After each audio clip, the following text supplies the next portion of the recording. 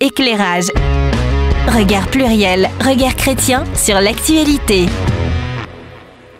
Et nous avons tous au moins déjà regardé un film genre comédie familiale un peu aigre-douce dans lequel il y a des grands enfants qui cohabitent plus ou moins facilement avec leurs parents très âgés. Et puis à un moment donné, il y a la réplique qui tue. Si ça continue comme ça, je t'envoie en maison de retraite. Ce genre de remarque un peu aigre-douce, plutôt dans le genre comédie, serait-il dorénavant à classer dans le genre film d'horreur ? Alors vous savez bien sûr qu'aujourd'hui on dit plus tellement maison de retraite médicalisée en tout cas, mais bien EHPAD. Si vous étiez inconnu de ce nom, et bien aujourd'hui EHPAD forcément s'étale à la une de nos journaux. Alors malgré ce démarrage un petit peu peut-être léger et peut-être un peu pourri, vous me direz en commentaire ce que vous en pensez. Non, le sujet évidemment aujourd'hui est très sérieux, vous n'avez pas pu passer à côté. Le livre enquête Les Fossoyeurs de Victor Castanet est sorti le 26 janvier avec pour cible le groupe privé Orpea qui gère 372 EHPAD en France et ce livre qui décrit, je cite, un système de politique généralisée de réduction des coûts qui amène à une une maltraitance certaine. Voilà, donc le secteur privé lucratif que porte 20% des 7500 EHPAD en France. Et donc on peut se poser des questions et c'est ce que nous allons faire aujourd'hui avec vous. Est-ce que c'est une découverte? Est-ce que ce livre du coup révèle un scoop qui était inconnu? Poser la question à mon avis c'est y répondre. Est-ce que du coup c'est la démonstration que les capitalistes se ruent sur tout ce qui bouge et notamment sur ce qu'on appelle l'or gris, donc le marché des seniors. Et puis peut-être qu'on abordera le fait que, et ça m'a interpellé quand même, c'est que les EHPAD recueillent presque un peu toute la misère du monde quand même en termes de forme de dépendance, de gravité de dépendance. Voilà, donc une émission d'introspection plutôt que de dénonciation quand même, d'accord ? Et une introspection bien sûr personnelle et un peu plus globale. Et on se positionnera dans un instant et on vous invitera à le faire également. Finalement, sommes-nous tous hypocrites par rapport au scandale qui fait la une de nos médias aujourd'hui. Voilà. Pour y répondre, eh bien, nous avons une équipe un tout petit peu renouvelée aujourd'hui. Bienvenue Anne. Merci. Et voilà, hello. Thierry a été, touché de plein fouet par quelque chose qui court dans les rues en ce moment. Voilà. Bon rétablissement Thierry. Donc, Bonjour Anne Thierry. Bonjour Thierry. Voilà, Anne qui nous rejoint, bienvenue. Et sinon, bien sûr, avec l'inénarrable David. Bonjour. Voilà. Et puis la non moins inénarrable Anita. Voilà. Et puis moi, vous me mettez le qualificatif que vous voulez en commentaire. Voilà. La question sur laquelle on se positionnera, sommes-nous tous hypocrites? Mais donc d'abord un premier tour de table, le sujet quand il arrivait dans votre boîte mail, ah ouais chouette, génial, j'espérais qu'on en parle, oh non, pas les EHPAD, c'est trop nul ce truc, voilà, comment vous avez réagi? Et on terminera ce tour de table avec la confession que Anita va relever haut la main. Peut-être David, puis ensuite Anne. Ok. Allez. Alors oui, c'est un sujet qui est chouette parce que je pense que c'est un sujet d'actualité. En plus, il y a eu une actualité récente qui permet de discuter de société, tout ça. Et en même temps, il y a des enjeux spirituels et des enjeux humains qui sont très profonds. Et effectivement, ça nous oblige aussi à réfléchir à notre propre responsabilité familiale. Ok. Merci. Anne? Alors c'est un peu bizarre parce qu'en fait, il y a pas si longtemps, j'ai regardé un film qui s'appelle Care a Lot et qui parle justement d'une personne qui se fait passer pour une spécialiste en personnes âgées et qui en fait cherche les personnes âgées les plus riches pour dérober leur richesse et les mettre dans un établissement, les enfermer et carrément les mettre à part de toute leur famille, tout contact et tout ça. Donc quand j'ai eu le sujet, je me suis dit waouh, c'est vraiment d'actualité. Pourtant, ce film date de 2020 quand même. Et c'est quelque chose qui me parle, moi, puisque j'ai travaillé en maison de retraite. Et comme tu le dis, on est tous concernés. Ok, donc Anne a bossé en EHPAD. Oui. Ok. On termine par toi, je crois. Moi, le sujet, au début... Alors, il faut savoir que le sujet, en général, même si je peux avoir des suggestions, c'est moi qui le choisis. Là, je me dis, Philippe, le sujet, a priori, t'intéresse pas des masses, quoi.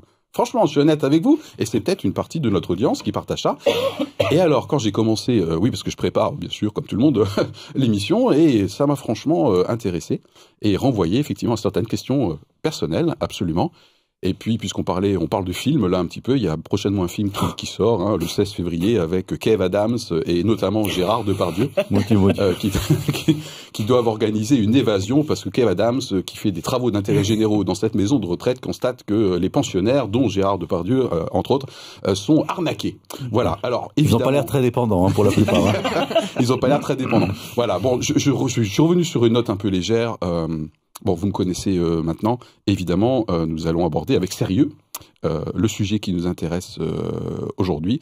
Et dans un instant, pour compléter ce petit tour de chauffe, la confession. Anita, c'est parti. Éclairage. Regard pluriel, regard chrétien sur l'actualité. Alors, un tout petit peu de polémique dans ma confession, mais pas de trop, hein, juste ce qu'il faut. Donc, la polémique soulevée par le fameux livre Les Fossoyeurs ressemble pour moi à une sorte de tsunami qui emporte sur son passage tout ce qu'il peut trouver. C'est-à-dire que non seulement le groupe Orpea, bien sûr, est accusé, mais le personnel en pâtit et toutes les EHPAD, qu'elles soient à but lucratif ou non lucratif, en sont éclaboussées. Les familles, les futurs résidents, quant à eux, ne peuvent qu'être inquiets. Parce qu'en effet, avec la question de la maltraitance faite à la personne âgée, c'est une sorte de spectre qui apparaît en arrière-plan et nous touche tous. Le spectre de la fin de vie, de la dépendance à autrui, de la perte possible de son libre arbitre et de l'industrialisation du traitement des corps et des âmes. Oui, je parle d'industrialisation, quoique ce soit difficile à prononcer. Car, je dois le confesser, et j'en arrive à ma confession, les faits révélés par cette enquête me fâchent. Comment peut-on déléguer la protection des personnes à des entreprises cotées en bourse ? Inévitablement, l'appât du gain et la quête des dividendes peut vite faire oublier la vocation des EHPAD. Cependant, pour être honnête, je dois aussi faire un pas de côté pour considérer l'ensemble du paysage. Il y a la réalité démographique et le vieillissement de la population, le coût de la prise en charge des personnes et la difficulté d'accueillir chez soi quelqu'un qui a besoin d'aide et de soins. Mais la vieillesse ne serait-elle pas aussi ce que nous décidons d'en faire ? Nous serons tous affaiblis d'une façon ou d'une autre par l'avancée en âge. Mais n'est-ce pas aussi un temps à vivre pleinement ? Je pense à 2 citations de la Bible. La première est dans le livre du Deutéronome et parle d'une nation au visage farouche qui n'aura ni respect pour le vieillard, ni pitié pour l'enfant.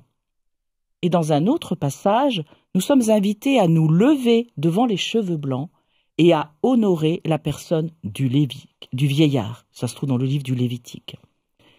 La prise en compte du grand âge dans notre société ne doit pas être vue sous le seul angle économique, mais aussi sous l'angle de l'honneur à réserver à nos aînés. Cela nous renvoie aussi à choisir en tant que citoyens, membres d'associations, professionnels, églises, si nous voulons montrer un visage farouche aux vieillards, y compris à ceux et celles que nous serons demain, ou si nous voulons être une société qui décide de se lever devant les cheveux blancs. Bien, alors je sais pas si la caméra était braquée sur moi à un moment donné, vous savez que j'adore ça, mais du coup les cheveux blancs, ils sont blancs depuis très longtemps. Depuis très longtemps chez moi. Merci beaucoup Anita, et on va poser sur la table quelques faits, quelques éléments de contexte pour que nous puissions répondre en toute connaissance de cause à la question « Sommes-nous tous hypocrites ?» vis-à-vis du scandale, j'allais dire du énième scandale dans les EHPAD. Donc justement, prenons un petit peu de hauteur avec la rubrique Faits et Contexte, et aujourd'hui c'est moi qui m'y colle. J'ai classé mes différents éléments par catégorie. Waouh, ça semble vachement sérieux ça. Et bien sûr, j'invite l'équipe, comme d'habitude, à compléter les trous dans la raquette que j'ai laissés exprès pour que vous puissiez les trouver. Voilà, allez. Toujours très utile face à un sujet, c'est un bon réflexe de bien distinguer chez soi-même. Est-ce que ça, c'est une opinion, et j'ai le droit d'en avoir une, ou est-ce que là, je suis en train de poser des éléments de fait et de contexte que personne ne peut contester dès lors qu'ils soient de bonne foi. Donc c'est vraiment ce que nous sommes en train de faire, vous qui êtes habitués à nos émissions. Donc le scandale avec ce livre a provoqué déjà, tu parlais de société cotée en bourse, une chute dramatiques, en tout cas considérables, des cours en bourse des sociétés privées type Orpea ou Corian. Les entreprises ont été convoquées, enfin les directeurs généraux ont été convoqués au ministère. Le DG d'Orpea a été limogé quelques jours après la sortie du lit, donc il y a un nouveau directeur général. Il y a 2 enquêtes administratives qui ont été lancées, et le milieu des établissements EHPAD, donc privés lucratifs, ont lancé en interne une mission d'évaluation jurée, promis, crachée, absolument indépendante. Et enfin, les familles des résidents, puisqu'on appelle ça des résidents, voilà, les familles des résidents ont lancé une action collective. Voilà, pour quelques éléments de fait, des éléments de contexte. Scandale EHPAD, c'est pas la première fois qu'on en parle, au moins depuis 2017. Voilà. Il y a une loi grand âge, si je ne me trompe pas, qui a été annoncée normalement et qui devait être débattue en septembre dernier, là, 2021. Bon, qui a été reportée, sine die. Voilà. Qu'est-ce que je me suis noté également? Tu l'as évoqué, Anita. Nous sommes dans un contexte de marché, je parlais d'or gris, florissant. Pour des raisons déjà tout simplement démographiques. Voilà. Un seul chiffre pour illustrer cette tendance lourde, c'est le nombre de personnes en France âgées de plus de 85 ans. 1,4 million aujourd'hui. En 2060, ce sera 5 millions. Voilà, donc un juste chiffre pour illustrer les courbes inexorables liées à notre société. Je me suis noté également en 3e catégorie, j'avais dit que j'avais mis des choses entre catégories, voilà. Le tarif, combien ça coûte tout ça en EHPAD? Alors là, j'ai vu plein de chiffres, hein. Ça va minimum de 2 000 €, hein, c'est vraiment prix plancher apparemment, jusqu'à au-dessus de 10 000, je crois. Voilà, bon, je sais pas, voilà, en tout cas 2 000, 3 000, 4 000, 5 000 €. Donc la sécurité apparente de mettre le prix ne semble pas suffisante, en tout cas dans tous les EHPAD. Ce tarif comprend plusieurs composantes. Vous me corrigez hein, si je me trompe. Il y a bien sûr la partie hébergement en tant que telle, la partie on va dire hôtelière. Il y a un tarif lié au degré de dépendance. Cette composante, si j'ai toujours bien compris, est notamment en partie financée par l'externe, par l'État, etc. Justement, il y a des aides, hein, différentes aides. Il y a l'ASH, l'aide sociale à l'hébergement, il y a les aides au logement, et il y a l'APA, qui est gérée par les départements, si je me souviens bien. Oui. J'ai une spécialiste à côté de moi. La région. La région. Ah, la région. Non, l'APA, c'est le département, et l'ARS finance l'aspect médical. Oula, ça devient technique ici. Hein. Donc bref, l'APA, c'est l'allocation personnalisée d'autonomie. Et enfin, pour terminer ma contribution à ces faits et contextes, et j'avais dit dans mon tour de table que ça m'a vraiment percuté, notamment dans le lancement, en fait, 83% des personnes sont très dépendantes dans les EHPAD, et dont un tiers d'Alzheimer, d'après les données. Et deuxième chiffre qui m'a vraiment percuté, alors je sais pas, j'ai mal lu, j'en sais rien, mais que l'accueil en résidence, la plupart du temps, se fait dans l'urgence et sans le consentement de la personne en elle-même. Voilà, en tout cas, la proportion, du fait, je pense, bien sûr, des pathologies, hein, la proportion de personnes qui sont tout à fait conscientes de dire « je veux aller en EHPAD » semble ridiculement faible. Voilà, ça m'a vraiment percuté. Voilà pour ma modeste contribution avec mes catégories. Des compléments, des corrections, chère équipe? Oui, David. Dans l'analyse des coûts moyens, je ne sais pas exactement si j'ai bien compris les choses, mais pour moi, j'ai l'impression que le coût des 2 000 € était principalement le coût de l'hébergement. Parce qu'en fait, comme tu disais, il y a 3 parties. La partie soins, donc prise en charge par la sécurité sociale, la partie autonomie, donc prise en charge en particulier par l'APA, là, donc cette aide pour l'autonomie, et puis il y a la partie hébergement qui elle est vraiment la partie, on va dire, maison de retraite, c'est-à-dire apporter la nourriture, faire des animations, et voilà. Et c'est, semble-t-il, sur cette partie-là que ces entreprises privées ont vraiment rogné, parce que le reste est un peu plus encadré, en particulier parce qu'on calcule en fait les allocations en fonction du degré de dépendance, ce qu'on appelle le GIR, et que ça c'est voilà, c'est assez cadré et assez contrôlé. Mais par contre, la partie hébergement, elle est beaucoup moins dans le radar des autorités de tutelle. Et par contre, et je sais, mais ça, on va sortir des faits et contextes, que sur la partie GIR, il y a beaucoup de discussions de savoir est-ce que ce système est bien, est-ce qu'il est trop rigide, est-ce qu'il est trop administratif et tout ça. Ok, merci pour le complément. Anne, des choses à rajouter? Et dans ce tarif-là, en fait, moi, ce qui m'avait marqué aussi, c'est que dans le tarif qu'ils payent par mois, en fait, c'est que ils disent qu'au niveau du personnel soignant, j'ai entendu à un moment donné, c'était à peu près moins d'un personnel soignant pour un résident, mais dans ce personnel soignant, ils comptent le jardinier, ils comptent la direction, ils comptent tout ce qui est administratif aussi pour répartir par personne. Et du coup, ça fait pas beaucoup de personnes pour s'occuper, pas beaucoup de personnel pour s'occuper des résidents en fait dans la maison de retraite, quoi. Peut-être un complément sur le statut des EHPAD, puisque Anita, on a à la fois des établissements qui sont publics, Oui. D'autres sont associatifs à but non lucratif, Oui. et puis on Les a fondations, effectivement voilà des fonds tenus par des fondations, et puis on a effectivement, comme c'est le cas pour Orpea ou la société Corian, c'est-à-dire des sociétés commerciales à but lucratif et qui donc, comme Orpea, sont cotées en bourse, et donc où une partie en fait de bénéfices doit servir à des actionnaires. Voilà. Voilà, moi Okay. c'est ce que je dénonçais un peu entre guillemets dans Tout à ma fait. confession, parce que ça m'a toujours interrogé quand on a commencé, le secteur public a commencé à accepter qu'il y ait ce genre d'établissement.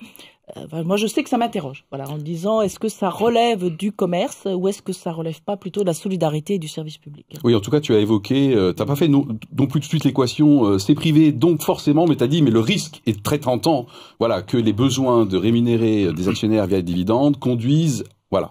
Oui, et je pense que quand effectivement on est dans une société commerciale, enfin, souvent là, on est venu à l'évoquer ici, la question du pouvoir de l'économique. Je regrette, mais dans notre société, dès qu'on a quelque chose qui est coté en bourse, c'est le bénéfice qui passe en premier. Voilà, ça là-dessus.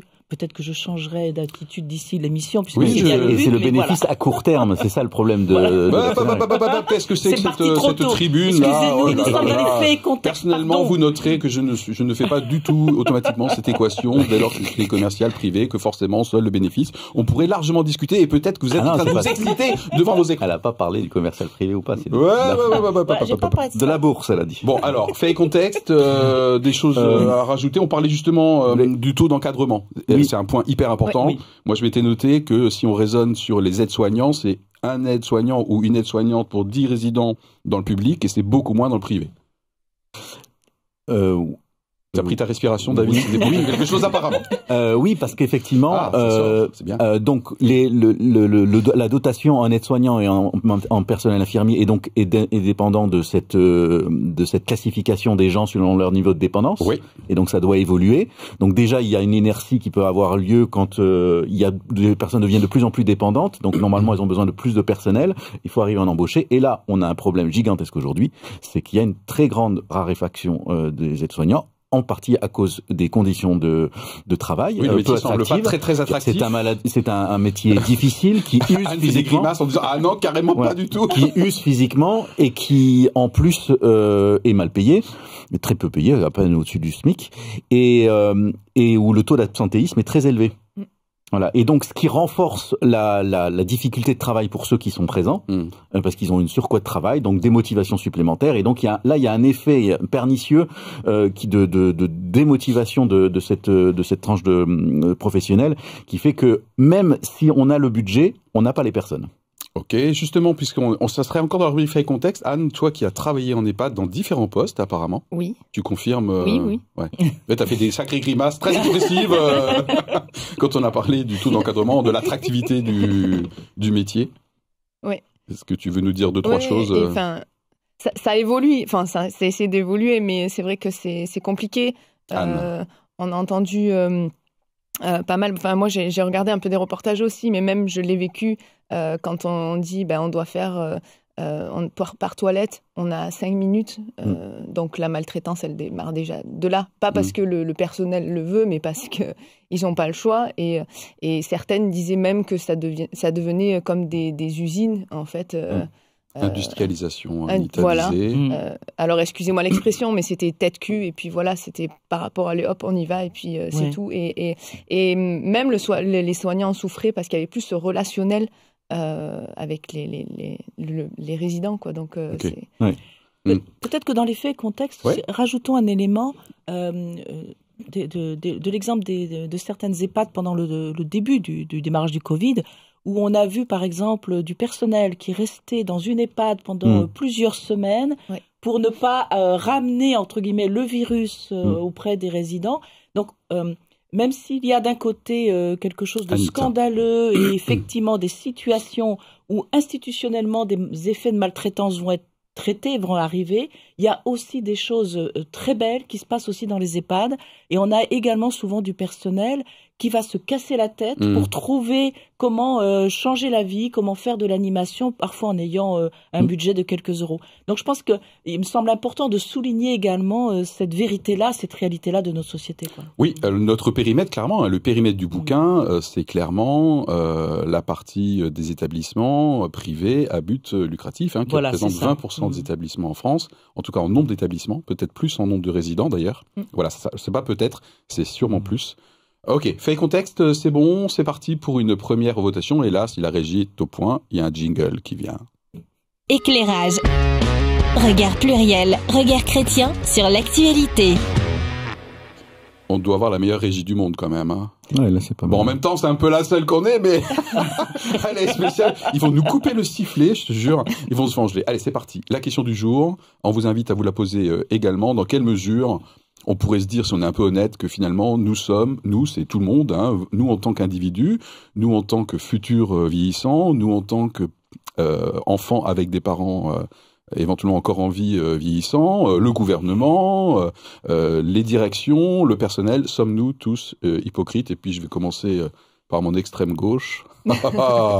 Anne. Oui, non. Oui, non, un peu, beaucoup. Tous hypocrites. La question, tu la poserais pas comme ça. Ça m'a travaillé depuis hier soir quand même. Pas que depuis hier soir. Non, pas que depuis hier soir, mais hier soir vraiment, parce que je me suis dit, positionne-toi à un moment donné. Oui, positionne-toi à un moment donné. La caméra est braquée, là, maintenant il faut parler. J'ai envie de dire non. Non, d'accord, pas tous hypocrites, mais peut-être que ça va changer. Nous avons un pouvoir d'influence énorme. Ok, ça mérite d'être clair. David. Oui, je pense, un petit peu. Je pense qu'on est un peu hypocrite parce que on s'indigne de choses qu'on accepte quand même. Dans le fait que ces personnes-là se retrouvent un peu concentrées avec d'autres personnes qui sont en dépendance, avec quand même des difficultés pour avoir des interactions sociales en dehors de ça, avec les familles et tout ça. Et donc c'est vrai qu'on a du mal à faire face soi-même à l'éventualité de garder une personne âgée auprès de soi. Ok. Anita.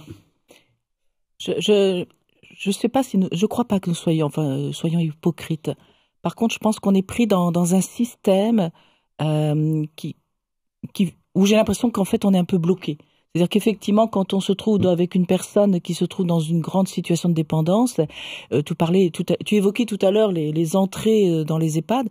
Parfois, il arrive que, la mamie ou le grand-père ont eu un accident, ne peuvent plus marcher, il faut sortir de l'hôpital, et personne ne peut les accueillir sur le moment. Donc, à ce moment-là, on est bien content de trouver une place en EHPAD. Voilà. Et donc, est-ce que ça c'est hypocrite? Est-ce que c'est une réalité? Et je me dis c'est peut-être un système qui est pensé en cases et en segments. Voilà, à 3 ans maintenant tu vas à l'école, à 86 ans tu vas aller en EHPAD. Alors j'exagère un tantinet, mais voilà, c'est des boîtes dans lesquelles on nous met tout au long de notre vie. Ok. Et alors moi au début je me suis dit non, oui effectivement je pense qu'on est un peu tous hypocrites au sens c'est une actualité là qui ressort, mais il faut prendre un petit peu de recul, ça date pas d'hier. On découvre, c'est tout le monde, je pense. On ne peut pas découvrir comme ça. C'est pas la grosse révélation entre guillemets. C'est pas le scoop de l'année. J'ai une circonstance atténuante quand même pour l'ensemble de la société. C'est qu'est-ce qu'on fait avec la très forte dépendance, quoi. Moi, j'ai pas trouvé de solution. On a pas mal bossé. On verra peut-être s'il y a quelques solutions aujourd'hui, mais c'est pas évident quand même dès lors qu'il y a une très grosse dépendance marquée notamment par Alzheimer, qui est quand même hyper handicapant. Donc au niveau des interactions sociales, très difficile. Qu'est-ce qu'on fait à contrôler? Voilà. Donc du coup là, je pense qu'il n'y a pas d'intention malveillante. Il y a un vrai défi de société par rapport à l'allongement de la durée de vie et la forme de dépendance que ça peut entraîner. Je voudrais rajouter, en fait, moi, ce qui m'a quand même surpris, je pensais qu'effectivement, il y avait des situations de maltraitance ou de ne pas développer la bientraitance, qui est deux approches différentes. Voilà. La première approche, c'est la bientraitance. De ne pas y réfléchir peut amener à des actes de maltraitance, ainsi que Anne a évoqué, c'est-à-dire d'obliger du personnel à avoir que tant de minutes pour des toilettes. Forcément, déjà, on sort de la bientraitance et on peut très vite rentrer dans la maltraitance. Donc cet aspect-là, je le concevais et tu parles au passé ? Oui, alors par rapport à ma découverte de maintenant, Ouais. mais je n'avais jamais imaginé que, par exemple, tel que le décrit ce livre, qu'une entreprise puisse volontairement en faire un système en disant, eh bien, vous rognez sur l'alimentation, vous ne devez pas dépenser plus que ça, même si, bien sûr, tous sont des budgets. Et dans le dossier de presse qu'on a pu travailler, il y avait aussi le témoignage d'une personne qui avait été directrice d'EHPAD dans une de ces grandes sociétés commerciales et qui disait qu'elle était même limitée dans ses achats, elle devait acheter à tel endroit et pas local et ainsi de suite. Et ça pour moi, c'était une découverte. Voilà, cet aspect-là, je l'ai découvert. Ok, donc il y a quand même des contraintes. Ça peut être un des premiers arguments par rapport à la question posée. Hein, c'est que moi aussi, dans ma lecture, je me rends compte qu'au début, j'allais dire mais comment ça se fait? Comment ils bossent ces gens-là? C'est pas normal. Les aides-soignants ou les directions. Voilà, il y a des cadres, des contraintes dans lesquelles eux-mêmes sont complètement enfermés, si j'ai bien compris. Hein. J'étais un peu comme toi, Philippe, dans le sens... mais après, pour y avoir quand même travaillé, pour avoir discuté avec la comptable même de l'établissement là où je travaillais... Intéressant. Il y a des obligations. Il y a... je me rappelle un simple truc, donc dans l'animation, il n'y avait pas beaucoup de financement. Bon, moi, j'ai créé une association pour avoir des financements supplémentaires. Mais des fois, je lui disais, écoute, t'as oublié de payer, il m'a relancé, tel intervenant, il dit, oui, je sais, mais faut attendre un peu parce que je peux pas. Donc c'est une réalité aussi. Donc Ok, donc il y a une réalité en termes d'arguments, une réalité de contraintes, de cadres qui à un moment donné s'impose même aux personnes qui sont potentiellement, et à la base je pense que tout le monde est bien intentionné, ok, et du coup la maltraitance se fait mécaniquement quelque part. Oui, je pense qu'il y a ça. Il y a comme tu dis, la maltraitance mécanique parce que on met les personnes soignant le personnel qui dans des contraintes, des contraintes invivables. D'ailleurs, c'est peut-être pas pour rien que les personnes partent plus rapidement parce que souvent à l'origine, il y a plein de gens qui aiment bien travailler avec la personne âgée, mais c'est les conditions qui les écœurent. Par contre, le système mis en place éventuellement, donc je reprends juste l'exemple donné par ce bouquin sur l'entreprise Corian. Ce système-là m'énerve beaucoup parce qu'ils ont quand même du bénéfice en bourse. Ok. Après, sur la question de l'hypocrisie, moi, à laquelle j'ai réfléchi et d'une certaine façon, j'ai essayé d'y répondre, c'est sur vraiment notre expérience quand on va visiter une personne en maison de retraite et en particulier en EHPAD où là c'est une personne dépendante, c'est une personne qu'on a connue en bonne santé. Oui. Et voilà, il y a le regard quand même de cette déchéance qui arrive, comment on vient avec les enfants, quel sentiment d'oppression on peut avoir et tout ça. Et moi je sais que je l'ai vécu pour plusieurs proches et d'essayer de faire venir les enfants aussi pour que d'une certaine façon, on soit aussi un peu confronté d'une bonne façon, d'une façon positive avec le fait que la vie, ça c'est la vie, c'est normal, on perd la mémoire, on perd de l'autonomie, mais ça n'est pas grave en soi, ça n'est pas une honte et d'une certaine façon, si on n'affronte pas cette honte, on laisse un petit peu les personnes âgées entre les mains d'autres personnes parce que c'est trop dur pour soi. Et je pense qu'il faut arriver à surmonter ce fait que, effectivement, nous sommes périssables et il faut l'affronter. Et il faut l'affronter avec sourire et que la personne qui le sente qu'on arrive à voir ça. Et moi, ça m'a toujours travaillé énormément et j'ai toujours été assez attiré par les personnes âgées parce que je trouvais qu'effectivement, il y avait, comme tu citais cette citation, il y avait quelque chose d'honorable dans ces cheveux blancs. Et je me suis engagé dans le bénévolat dans des EHPAD à la suite du décès de ma grand-mère qui était dans un EHPAD au moment du Covid et je me suis dit là c'est le moment, peut-être qu'ils ont besoin d'aide et donc j'ai été intégré dans une équipe de bénévolat. Je suis présent. Alors j'ai trouvé une super animation qui plaît bien. C'est une animation autour de photos. Donc j'imprime des jolies photos et je leur demande de choisir des photos. Un petit photolangage un peu. Voilà. Et puis chacun dit ça me rappelle ça et tout ça. Donc c'est une occasion de discuter. Et ça fait découvrir une personne qui est en Alzheimer et qui tout d'un coup dit oui ça me rappelle quelque chose. Alors tout le monde se tourne en disant tiens elle fait autre chose que radoter toujours la même chose. Enfin il y a des petites expériences comme ça et je pense que je le fais autant pour eux que pour moi. C'est-à-dire dans l'idée que on ne peut pas s'éloigner de la mort, dans sa tête, il faut pas que la mort soit quelque chose de complètement fantasmé et complètement invisible. Invisible, ok. Ouais, parce que certains articles décrivaient un univers un peu, alors pas concentrationnaire, mais concentrationniste, je crois. Attention au terme, Philippe, c'est-à-dire que vraiment, le terme concentrationniste. C'est-à-dire, c'est pas forcément une volonté délibérée, mais la société, entre guillemets, voilà, marginalise, met un peu à l'écart. Je mets à l'écart. C'est le conseil consultatif sur l'éthique qui interrogeait sur le fait de concentrer les personnes dépendantes au même endroit, plutôt que de les intégrer dans la vie de la société. Et c'est autant important pour eux que pour la société. Sur cet aspect où ça me renvoie au fait que je sois périssable, est-ce qu'en tant que croyant, on a une ressource particulière sur le fait d'intégrer cette saison de vie avec ce côté périssable? Est-ce qu'on a des ressources? On est censé avoir des ressources, Anne? Du fait de savoir d'intégrer peut-être plus facilement soi-même la réalité de la mort, ou en tout cas de la vieillesse avec sa déchéance, dans le cycle de vie, quoi. Je sais pas, moi, je pense que si, on est censé avoir une espérance quand même liée à la vie après la mort. Voilà. Oui, mais quand même, la déchéance, maintenant, c'est chaud, même pour un chrétien, quoi. Oui, en fait, je pense que ce qui est le plus chaud, c'est la démence, c'est le Alzheimer. La crainte aussi, c'est vraiment parce que c'est une maladie qui, pour avoir travaillé avec eux, on perd la mémoire. Puis des fois, on a des temps de lucidité, on s'en rend compte et tout. Et donc, c'est affolant, c'est perturbant. Dans la dégénérescence de notre, c'est surtout la mémoire qui fait un peu flipper. Quand on reconnaît plus ses proches, et que les proches s'en rendent compte, c'est dur. C'est ça. Ou quand on voit ses proches, on dit tiens, c'est mes parents. Enfin voilà. Donc c'est plutôt ça qui, après l'espérance, pour l'avoir vécu et d'une personne malade d'Alzheimer qui était croyante, elle a eu vraiment un témoignage où normalement quand on a cette maladie, on est très agressif, on perd tous ses repères. Il faut faire un protocole quand même d'accompagnement avec ces personnes, de les rassurer, tout ça. Et cette personne qui était croyante est partie, mais vraiment en paix. Et tous les soignants qui l'avaient entourée me disaient mais c'est fou, j'aimerais bien avoir une mort comme elle. La Bible est truffée de promesses, entre guillemets, de vivre une vieillesse. Alors pas bienvenue sur Terre, donc pas dénuée de problèmes, mais quand même il y a beaucoup de promesses sur les cheveux blancs, notamment pour le croyant. Je pense qu'il y a une bénédiction particulière, y compris dans cette phase de vie, puisque nous sommes tous périssables depuis la chute. Il y a aussi peut-être le fait d'être croyant peut aider aussi dans la perspective et alors je fais référence à un échange cette semaine. J'ai eu 2 échanges coup sur coup avec des personnes sur la question du vieillissement. Et l'une disait j'ai pas envie de vieillir, j'ai pas envie de vivre aussi longtemps que ça parce que voilà, perdre des facultés physiques ou autres. Et assez spontanément, je lui dis mais en fait, je pense que au fur et à mesure, notre mode de pensée change, c'est-à-dire qu'on s'adapte aussi. Est-ce qu'il n'y a que le corps qui soit à mettre en premier? Bien sûr, il vaut mieux pouvoir marcher tant qu'on peut et bien vivre. Et en fait, cette personne ne retenait pas cette idée, c'est-à-dire que pour elle, le fait que son corps puisse perdre en autonomie, en efficacité, voire en esthétique, était une perte qui dépassait largement le fait qu'elle puisse garder un esprit sain.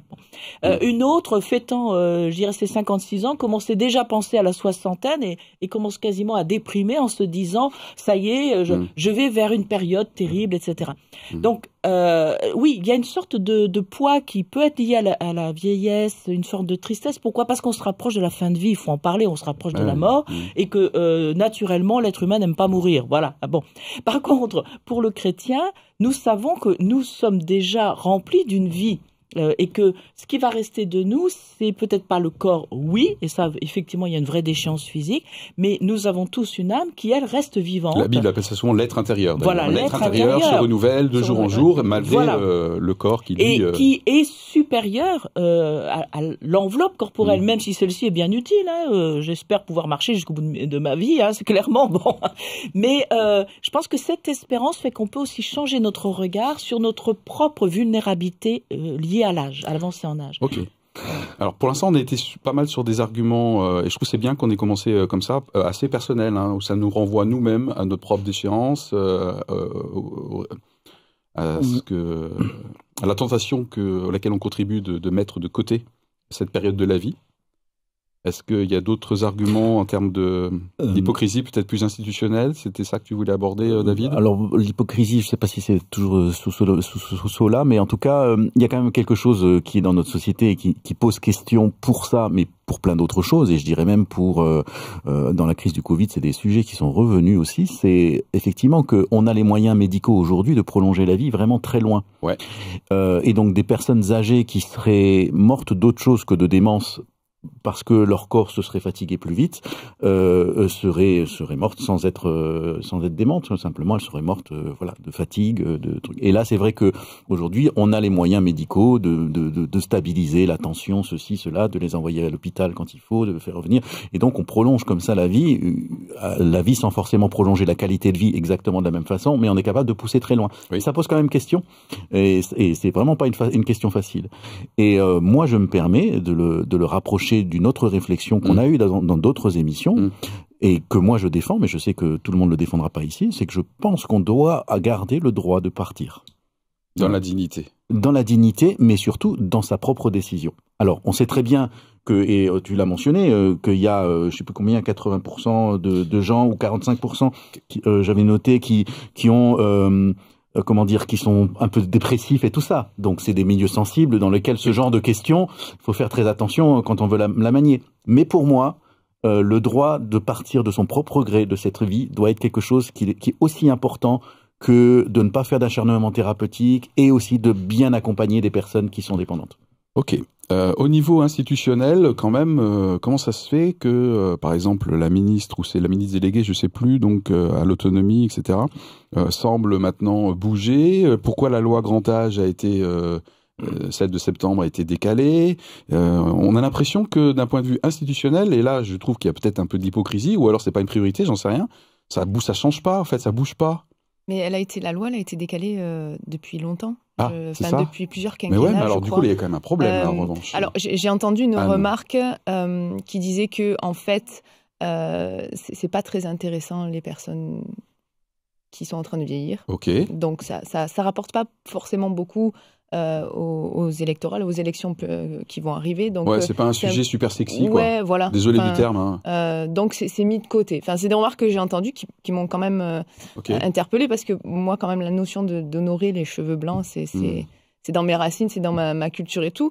Et c'est vrai que ça a l'air pas très intéressant. Et la preuve, moi-même, j'ai avoué tout à l'heure que j'ai dit quoi? J'ai dit moi-même, quand j'ai choisi moi-même le sujet, je dis bon, Philippe, bof, les EHPAD, bof, quoi. Et je me rends compte que là, peut-être mon côté bof à titre individuel, bien sûr, j'ai évolué, je me suis repenti, hein, d'accord, hein. Ça sert à ça, l'émission Éclairage.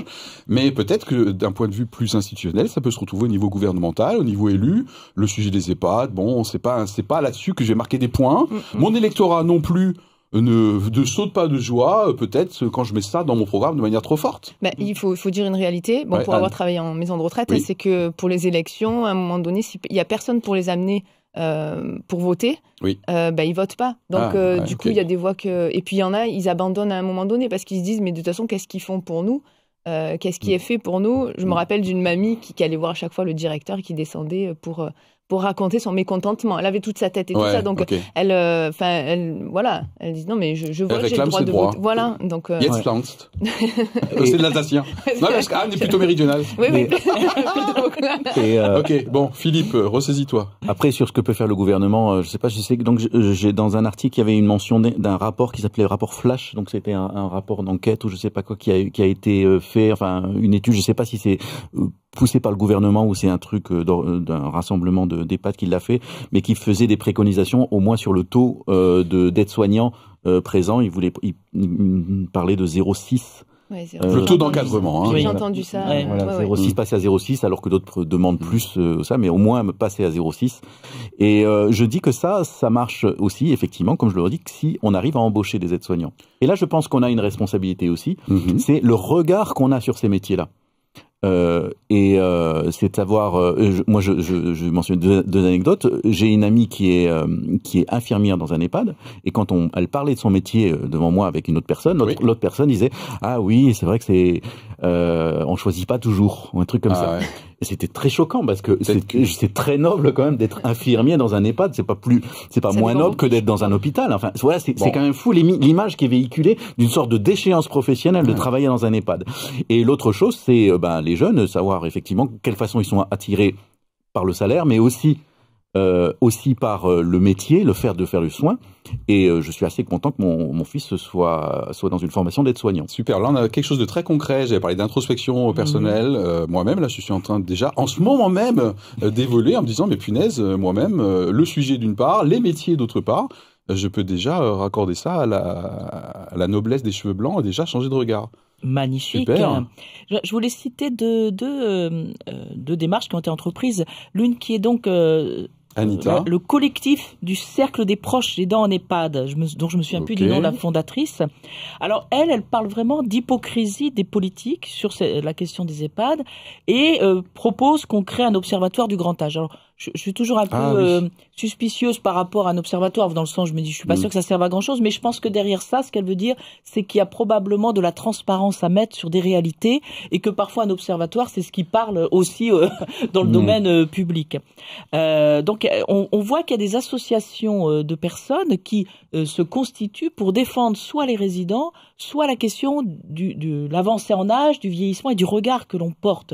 Il y a par exemple l'association Vita. Alors, il y a vraiment eu quelque chose de concomitant, puisque le 29 janvier, elle avait lancé une campagne qui est donc déjà préparée par avance, puisqu'il y avait déjà des affiches, etc. Alliance Vita. L'Alliance Vita, voilà. C'est l'association dont parle Anita. Voilà, c'est ça. Et qui, elle, avait lancé une campagne sur changer nos regards sur la dépendance et le grand âge. Okay. Voilà. Avec un système d'affichage, mais également des bénévoles qui sont allés dans différentes grandes villes pour pouvoir aller à la rencontre des personnes et, autour d'un certain nombre de questions, inviter à avoir un autre regard. Okay. Donc, ça rejoint aussi ce que tu évoquais au début, c'est-à-dire que on a peut-être besoin, nous, de se réconcilier avec cette partie de notre vie qui est celle de la vieillesse.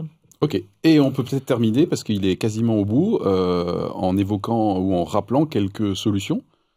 Donc, demain, pour que ça évolue. Donc là, on vient d'en poser une sur la table, c'est mon propre rapport personnel à la déchéance et du coup, d'en faire un sujet crucial en termes de regard.